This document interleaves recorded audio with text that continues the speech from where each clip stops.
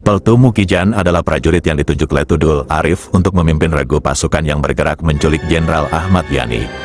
Mukijan saat itu menjabat sebagai Danton Perawatan Brigif 1 Kodam Jaya, kesatuan yang dipimpin Kolonel Abdul Latif.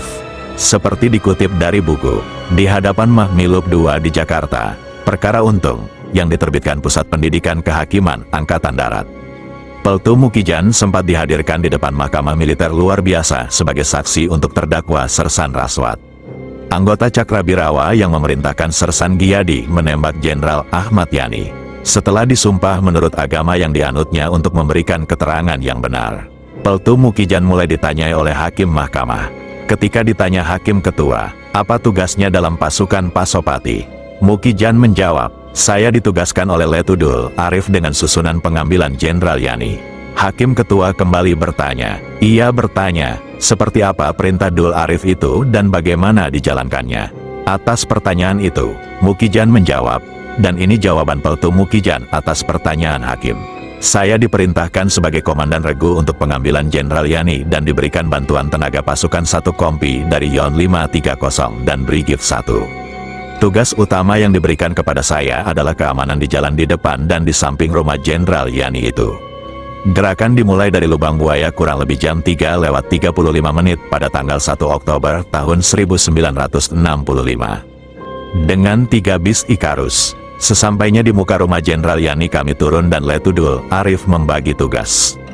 Dan saya ditugaskan keamanan jalan di depan rumah. Setelah itu kembali Hakim Ketua bertanya.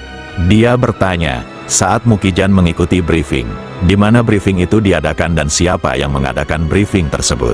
Mukijan pun menjawab, kata Mukijan, briefing diadakan di Lubang Buaya tanggal 30 September kira-kira jam 14.00 dan yang memberikan briefing adalah Letudul Arif dan Letu Ngadimo. Hakim Ketua kembali bertanya tentang apa yang dibicarakan dalam briefing itu. Mukijan menjawab, di dalam briefing dibicarakan mengenai pembagian pasukan dan pembagian kelompok-kelompok.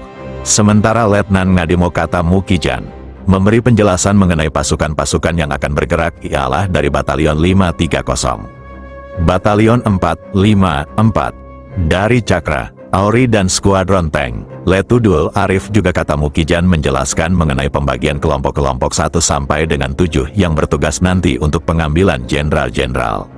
Hakim Ketua kembali bertanya. Ia menanyakan bagaimana bunyi perintah untuk pengambilan jenderal-jenderal itu. Hakim juga bertanya kepada Mukijan apakah dia menyaksikan pengambilan almarhum Jenderal Yani. Dan inilah jawaban Mukijan atas pertanyaan Hakim Ketua. Perintah pengambilan ialah harus secara sopan dan harus menghindarkan bentrokan dengan pasukan lain. Kalau pengambilan secara sopan tidak berhasil harus dengan kekerasan. Pokoknya hidup atau mati harus terbawa. Mukijan mengaku, pada pagi hari tanggal 1 Oktober itu di rumah Jenderal Yani, dia melihat Panglima Angkatan Darat itu diangkat dari rumah keluar dengan dipegang kedua belah tangannya oleh 2 orang dan kemudian dilempar dalam kendaraan. Masih kata Mukijan, yang mengambil dari dalam rumah ialah anggota-anggota dari Cakrabirawa semua. Hakim Ketua kembali bertanya. Ia bertanya, siapa yang mengangkat Jenderal Yani dan terus dibawa kemana? Mukijan menjawab, bahwa yang mengangkat ialah anggota-anggota dari Cakrabirawa. Tapi Mukijan mengaku tidak mengenal mukanya, karena saat itu keadaan di sana masih gelap. Yang mengangkat ialah anggota-anggota Cakrabirawa juga, tetapi saya tidak kenal muka-mukanya berhubung gelap. Kemudian kami diperintahkan naik kendaraan oleh Letudul Arif dan menuju ke Lubang Buaya, kata Mukijan. Mukijan meneruskan kesaksiannya. Kata dia, sesampai di Lubang Buaya atau di kebun karet, semua regu penculik Jenderal Yani berhenti dan turun dari kendaraan, lalu beristirahat. Selanjutnya, kata Mukijan, tubuh Jenderal Yani diangkat ke kampung di Lubang Buaya. Saudara tahu kemana dibawa sebenarnya almarhum Pak Yani itu? Tanya Hakim Ketua lagi. Saya tidak tahu, jawab Mukijan.